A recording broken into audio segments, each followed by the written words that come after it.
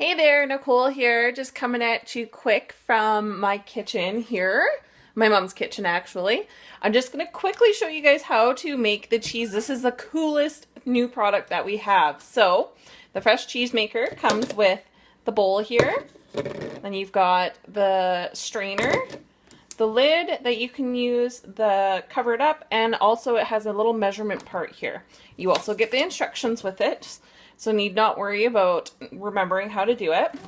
So it happens in about 6 parts actually, if you include the end when you put it on a plate. So we're just going to start with 4 cups of milk here. Super easy peasy, pour that in here.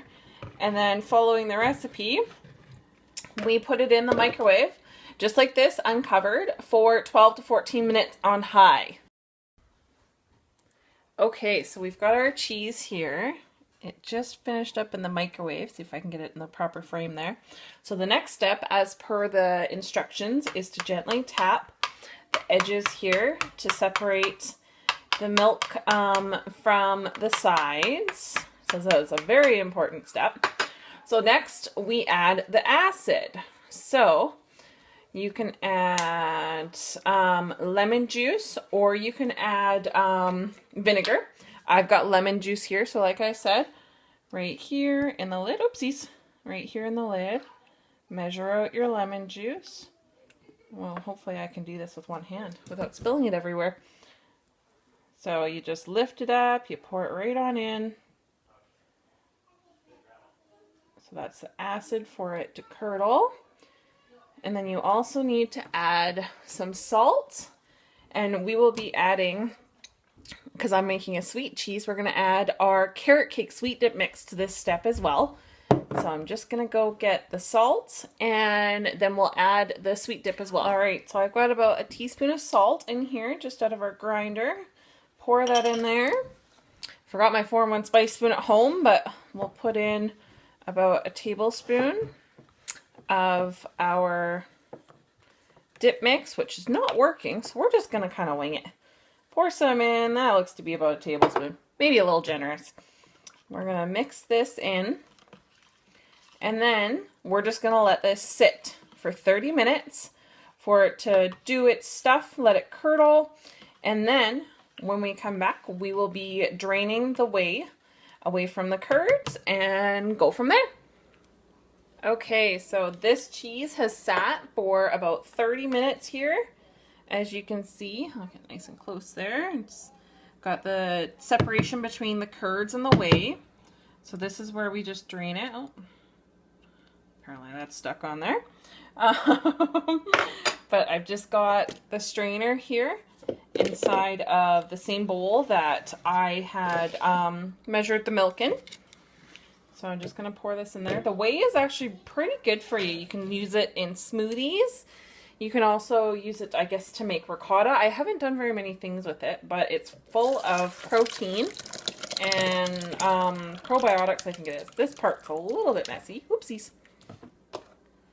So you just got to kind of work with draining it here. As you can see, I should have picked a different bowl because this isn't working so great. Just gonna grab another bowl here so I can finish draining this.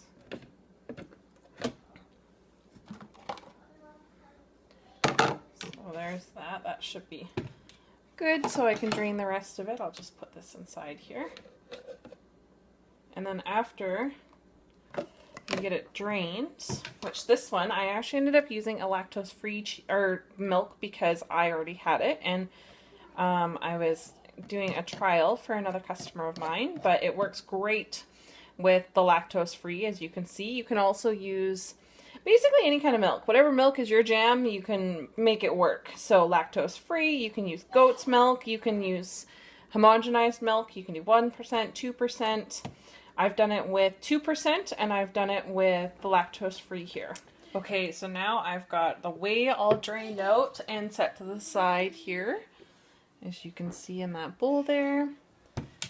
So now I just need to press this to get it a little bit drier, and then all you gotta do is let it sit in the fridge for about an hour just to cool.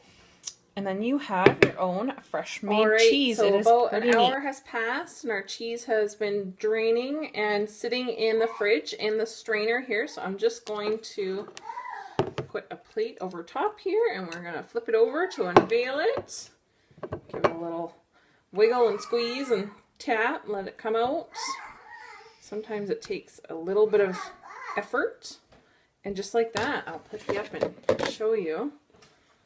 I wanted to have two hands to pull it out though, but there it is. There is the fresh cheese. And I'll just grab a spoon here and show you. Just like that. It does get a little bit more solid if you press out more of the whey, but I didn't press out too much because I did want it to be a little bit looser. You can also puree it after you drain it. Once you drain it and then press it, then you can also puree it and make kind of a cream cheese. So this is awesome on crackers. You can put it on toast, on bagels, anything like that.